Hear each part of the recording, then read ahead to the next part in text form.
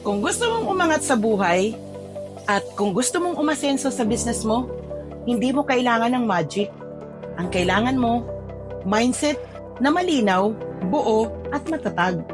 Lahat ng pagbabago, nagsisimula yan sa isip, hindi sa opportunity, hindi sa connections, and hindi rin sa swerte.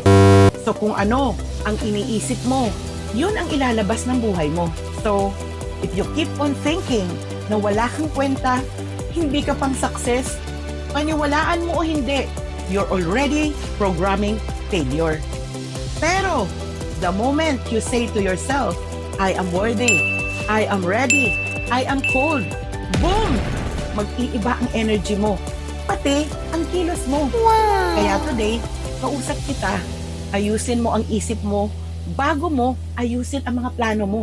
Hindi ka stuck. Baka mindset mo lang ang nakastuck.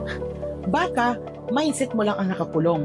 So I choose power kung ready ka na mag-isip ng panalo at mamuhay ka ng may purpose.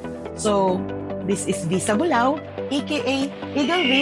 I rise, I transform, I lead. God bless. See you at the top.